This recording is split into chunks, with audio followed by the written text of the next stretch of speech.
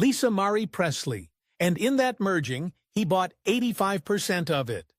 For 45 years, nobody has been allowed upstairs at Graceland. Not even family members can go up there alone. A special security team monitors it 24/7 with hidden cameras. They say it's to preserve Elvis's memory, but Lisa Marie Presley revealed something chilling before she died. She said there are things up there that would destroy his legacy forever. The bathroom where Elvis died isn't just sealed off. It's been completely reconstructed. What did they find in there that was so disturbing they had to hide it? And why won't they ever let the public see it? Elvis Presley came into the world on January 8, 1935, in a tiny house in Tupelo, Mississippi. But it wasn't a joyful day.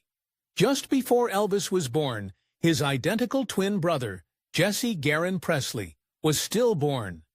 Elvis entered life 35 minutes later. His parents, Vernon and Gladys, were heartbroken and broke. They had to borrow $4.50 just to bury Jesse in a wooden box. Elvis's mother lost a lot of blood during the birth. Doctors said she nearly died. That moment marked Elvis forever. As he grew up, he felt a strange connection to his brother. He believed Jesse was always with him. Elvis would sometimes leave an empty chair at dinner. Until he was 12, he even talked to his brother during meals. Family members watched in silence as he set out an extra plate. Later in his diaries, he wrote messages to Jesse. On his 18th birthday, he wrote, "Everything I do is for both of us. I'm just the lucky one who got to stay."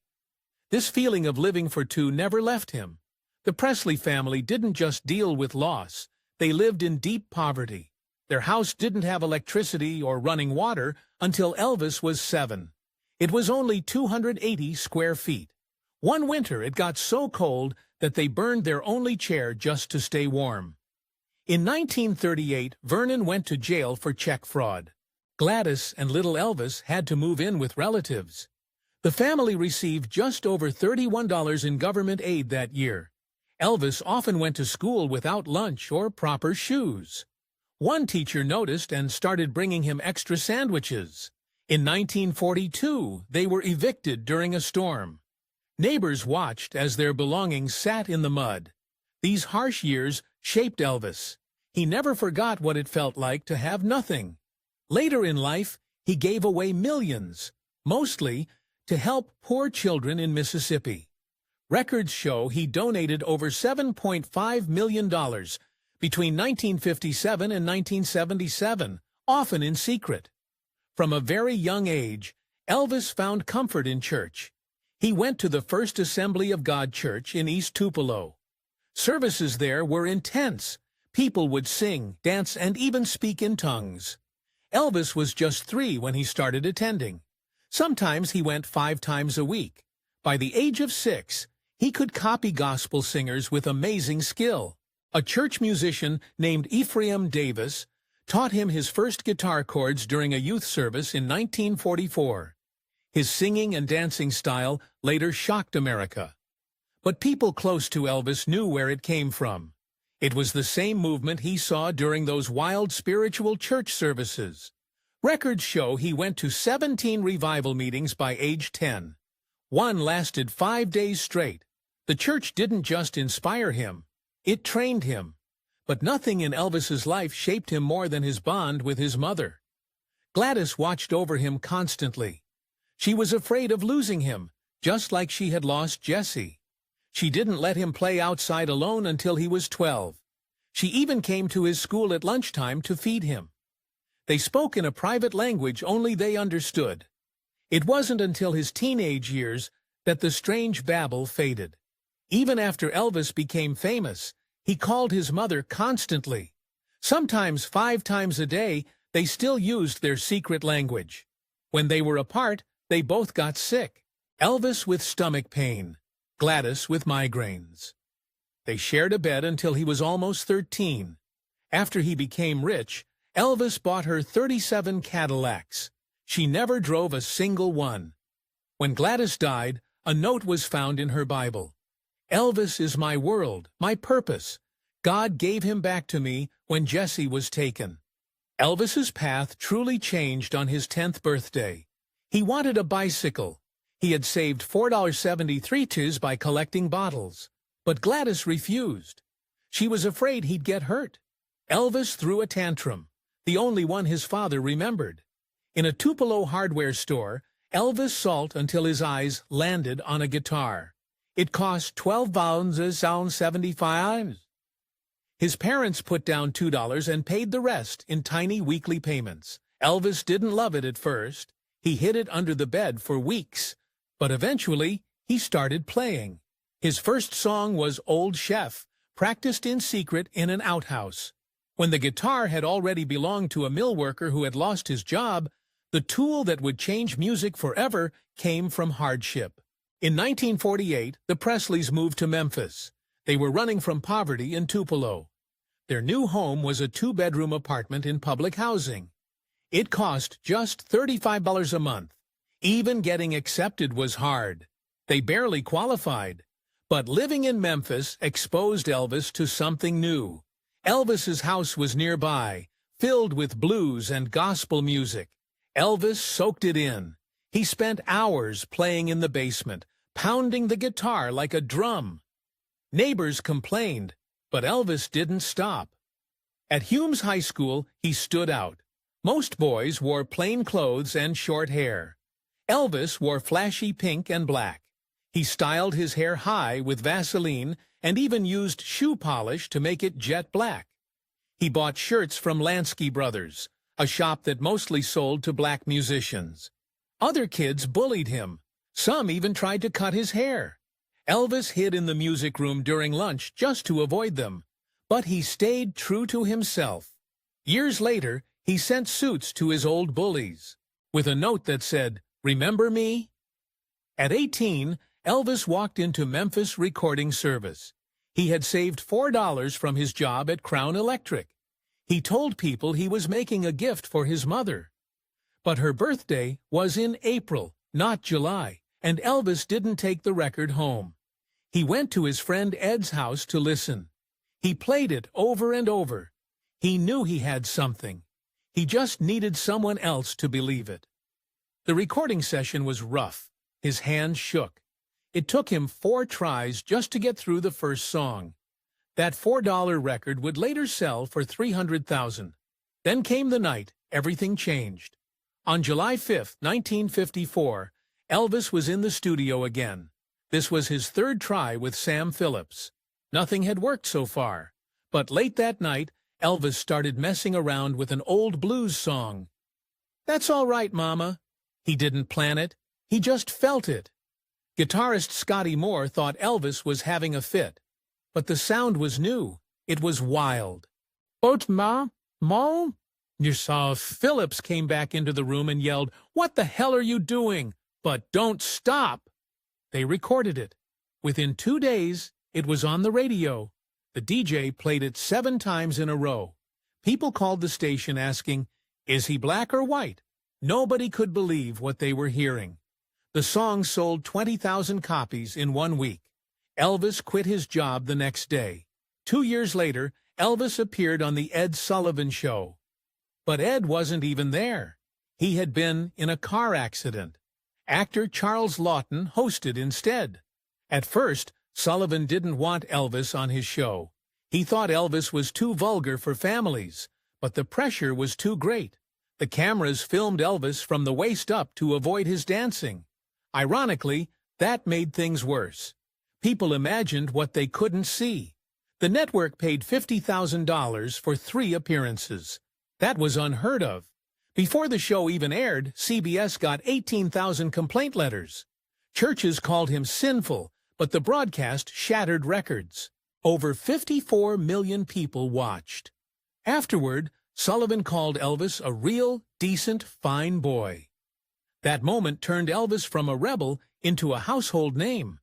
In 1957, Elvis Presley was just 22 years old when he bought Graceland for $102,500. That would be over $1 million today. He had only seen the house once before, deciding it was the one. The news stunned people in Memphis. a boy from Tupelo, poor and unknown just a few years earlier, was now the owner of one of the most impressive homes in the city. At first, no bank wanted to give him a mortgage. They said rock and roll wasn't a real career. But one local banker took a chance.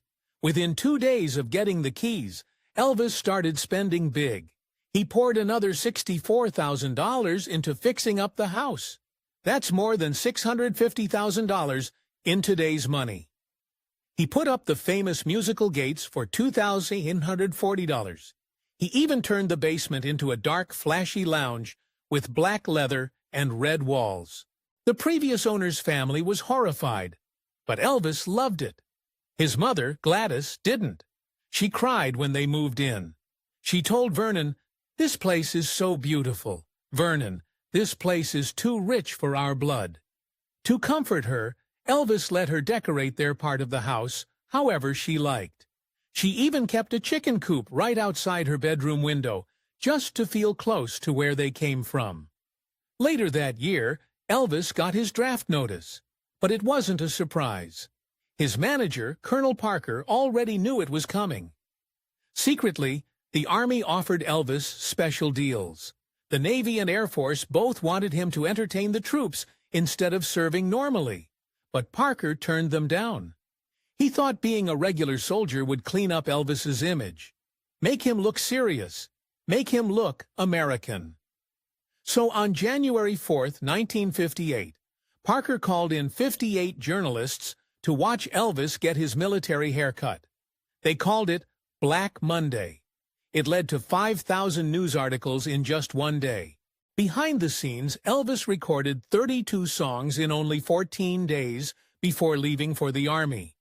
That way, new music could still be released while he was gone. When Elvis cried after the haircut, Parker told him, "Cry all you want, boy.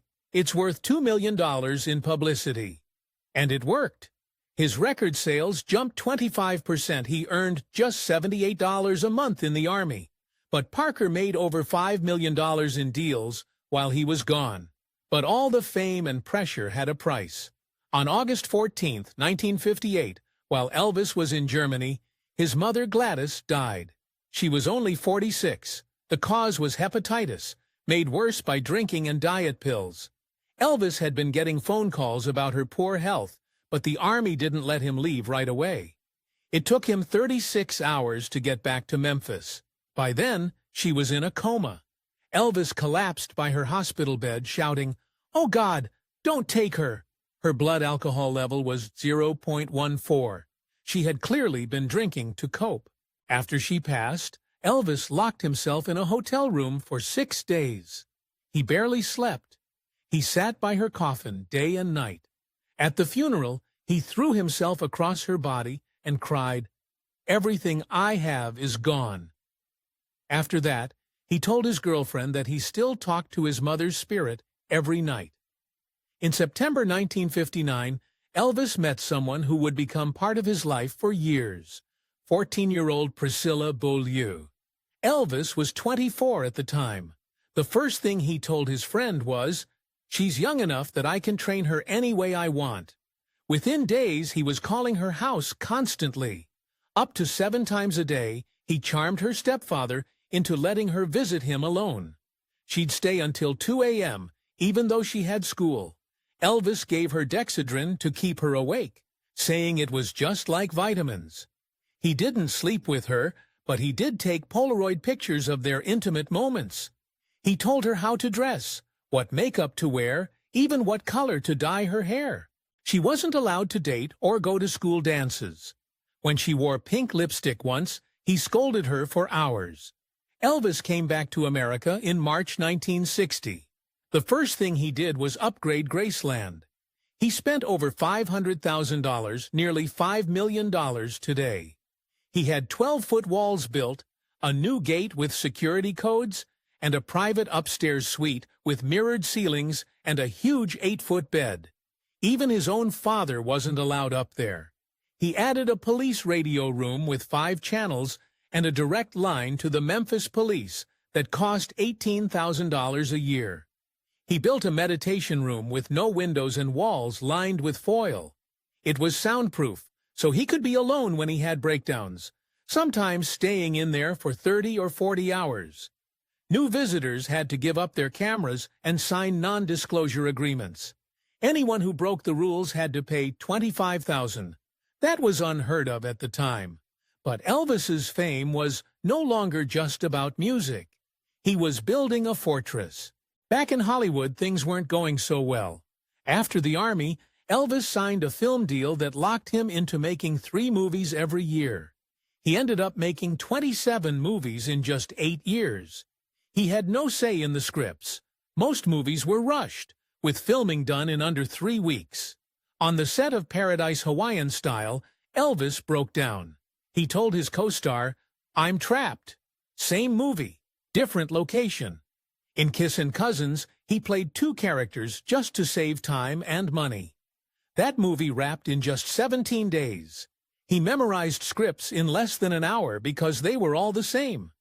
During Clamby, he got so upset, he walked off set and disappeared for a whole day. The music wasn't any better.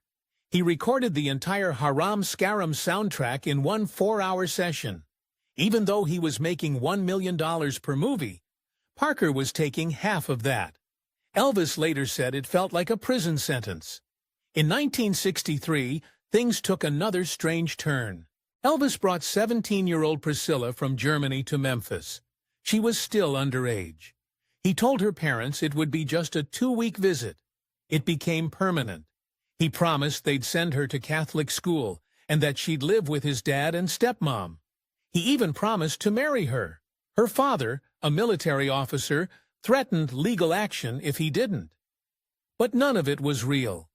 Priscilla often slept at Graceland, and the staff would sneak her back to the other house before sunrise. Elvis told her what to wear, what to eat, how to do her hair. She wasn't allowed to go to school, work, or have friends. Meanwhile, Elvis was dating actresses like Anne Margaret. Priscilla had to stay silent. But by then, things were getting darker. Elvis was hooked on prescription pills. It started with energy boosters from Dr. George Nicopios, better known as Dr. Nick. By 1967, Elvis had 19 prescriptions at once. He was taking amphetamines, tranquilizers, painkillers, all at the same time. During the filming of Speedway, he overdosed. MGM called it a medication reaction. But it was serious. Dr. Nick claimed he was trying to help, but records showed Elvis got over 10,000 pills in 1 year. He had morning pills to wake up, afternoon pills for pain, and nighttime pills to sleep. When one doctor tried to cut back, Elvis just found more doctors. He even kept a notebook tracking what pills did what and which doctors would give them. It was like a manual for surviving his own addiction. Elvis Presley was 32 when he married Priscilla Beaulieu. The ceremony was secret, quick, and took place at 9:41 a.m. on May 1, 1967 in Las Vegas. The hotel owner wasn't told until hours before. Colonel Tom Parker planned the whole thing for publicity. Right after the 8-minute wedding, they held a press conference. Elvis had met Priscilla when she was just 14. The age difference followed them like a shadow. The night before the wedding, Elvis told a friend he wasn't sure he should go through with it. He thought being married might hurt his image, but he still showed up. He wore a black silk tux. Priscilla wore a white chiffon gown she bought herself. The wedding reception was small, only 100 guests, but cost $10,000, which would be over $87,000 today. Just a few hours later, Elvis left for work. There was no honeymoon. 10 months later, Lisa Marie Presley was born, February 1, 1968, at 5:01 p.m. She weighed 6 pounds, 15 ounces. Elvis was terrified. One friend said he paced the hospital halls in a sweat, worrying, what if she looks like me instead of Priscilla? He feared that having a child might ruin his appeal to female fans. While Priscilla was pregnant, Elvis moved to another bedroom. He was disturbed by the physical changes. On the day Lisa was born, he needed sedatives. As a father, he was strange. He would wake the baby at midnight, just to play with her near the fountains at Graceland. He made the staff change her nursery 17 times in 1 month. By age 3, she had 38 stuffed animals and a dozen mini cars. Elvis refused to say no to her. "She's a Presley," he told the staff. "Let her do what she wants." At the end of 1968, Elvis shocked everyone with a television special. It was supposed to be a Christmas show. Colonel Parker had promised sponsors a family-friendly program. But a young director named Steve Binder had another idea. He wanted Elvis in black leather, singing rock and roll. Parker exploded. He tried to shut it down. Binder ignored him and went straight to Elvis. He showed him videos of the Beatles and asked, "Do you want to be Dean Martin or Matter again?" Just 19 days before filming, the whole project almost collapsed. Elvis hadn't performed live in years. On June 27, 1968, he had a panic attack before going on stage. He locked himself in his dressing room crying. He said he couldn't remember a single lyric. His black leather suit was so tight they had a doctor nearby in case he passed out. But when the special aired on December 3rd, it pulled in 42% of United States viewers. 42 million people. It changed everything. In July 1969, Elvis returned to live shows in Las Vegas. He opened at the International Hotel, but just 90 minutes before his first show, he was hyperventilating in his room. His routine was exact: 45 minutes of silence, then a group prayer with his team, 8 minutes before going on. He carried a cross, a Star of David, and an Egyptian ankh in his pocket, just in case. His jumpsuits were altered to avoid wardrobe malfunctions, with backups hidden all around the stage. Hotel owner Kirk Kerkorian paid him $100,000 a week, about $775,000 today. He even had a private elevator built so Elvis could avoid the crowds. Elvis would sweat off 5 pounds per show and sometimes needed IV fluids after. But it worked. Casino profits jumped 47% during his run. By 1973, things got dark. Elvis was paranoid. He believed government agents were watching him. That fear went back to his army days in Germany. He started carrying guns everywhere. In 1976, 2 loaded pistols fell from his waistband while stepping off his private jet. No one stopped him. In one concert, a loaded Derringer slipped from his boot and skidded across the stage. He even built a secret room at Graceland. He called it the only safe place left. He would record long monologues there, talking about being followed and targeted. That same year, Priscilla had had enough. She was seeing her karate instructor, Mike Stone, a well-known trainer to stars like Bruce Lee and Chuck Norris. Elvis had always cheated, but this time it was different. Priscilla said he had lost interest in her after Lisa was born. Elvis once admitted, "I've never been able to make love to a woman who's had a child."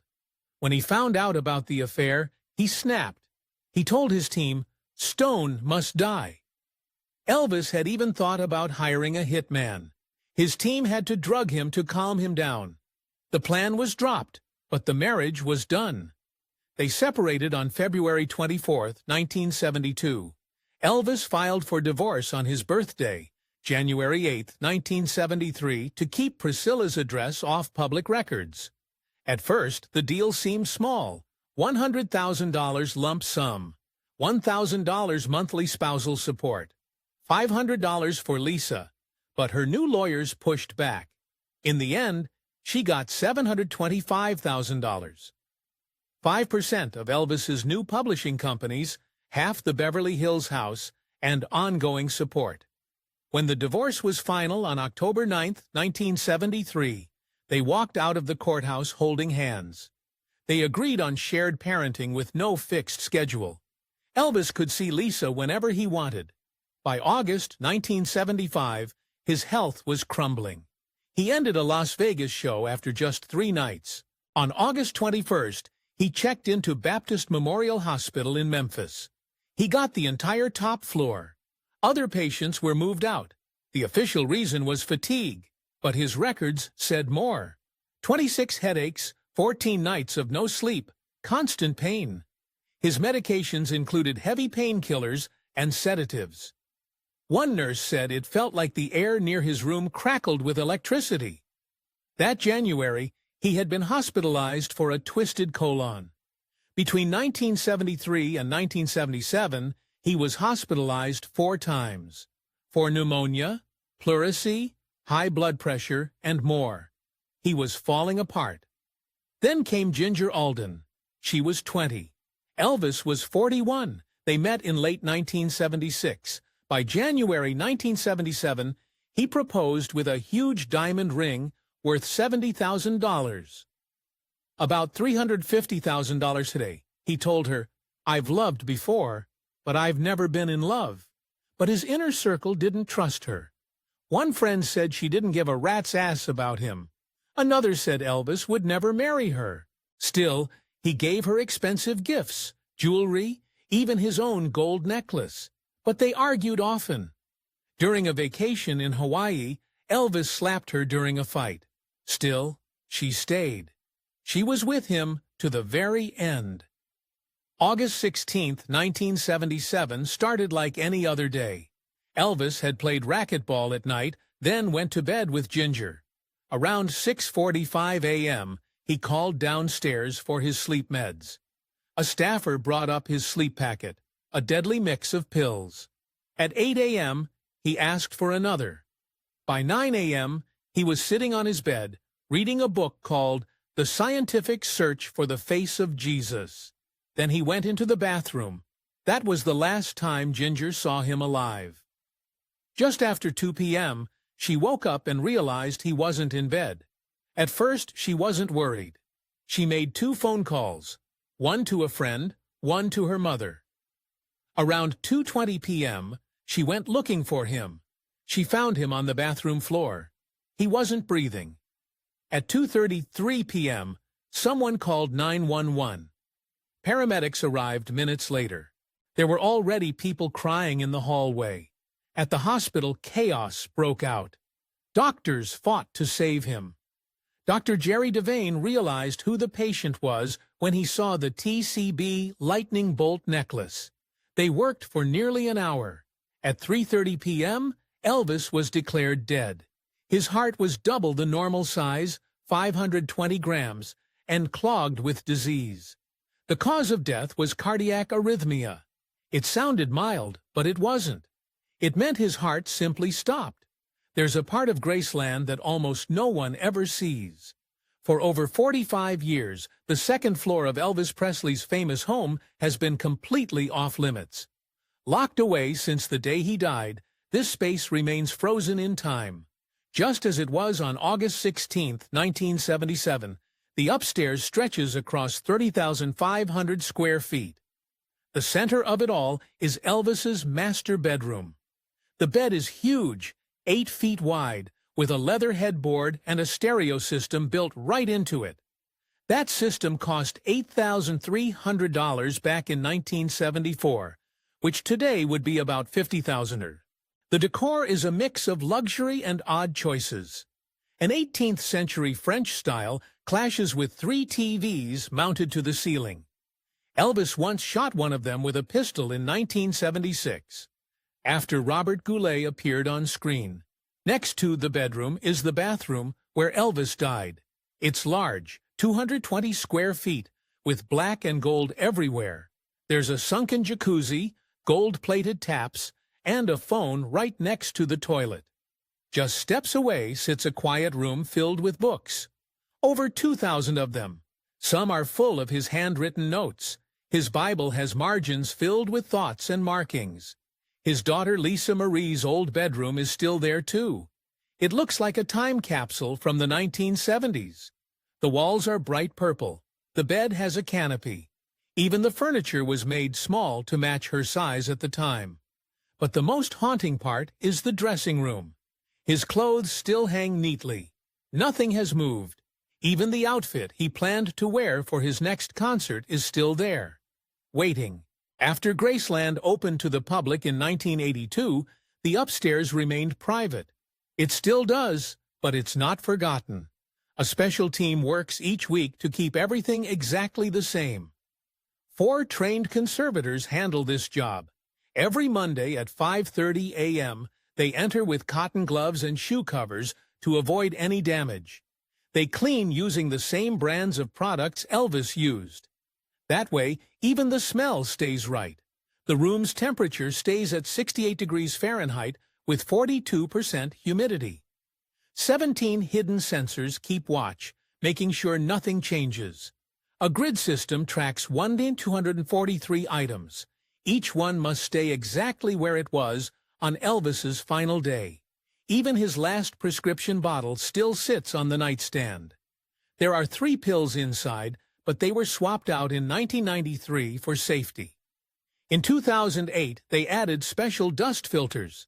These cost $1.2 million, but they help keep everything looking and feeling like it did in 1977. Elvis's reading glasses still rest on an open book. No one has turned the page. Lisa Marie Presley gave rare glimpses into this upstairs world. She passed away in January 2023, but her words live on. In a 2019 interview, she said the upstairs felt like time had stopped. She once pointed to her father's electric razor and said it still had his hair from the day he died. His toothbrush hadn't moved either. During a talk with Oprah in 2012, Lisa Marie revealed that her dad's wallet was still in his nightstand. Inside, there were pictures of her and $342 in cash. She said she used to go up there just to sit and feel close to him. The smell of Brut cologne still hung in the air. In her 2020 memoir, From the Heart, she talked about one more haunting detail. Her father's last breakfast, peanut butter and banana sandwich, was saved. Only 1 bite had been taken. It now sits inside a vacuum-sealed case. She also mentioned a family tradition. Every January 8th on Elvis's birthday, she would sleep in his bed. She did this every year until she turned 18. Later, she allowed her children to do the same. She said it felt like he was still there, like you could almost hear him breathing.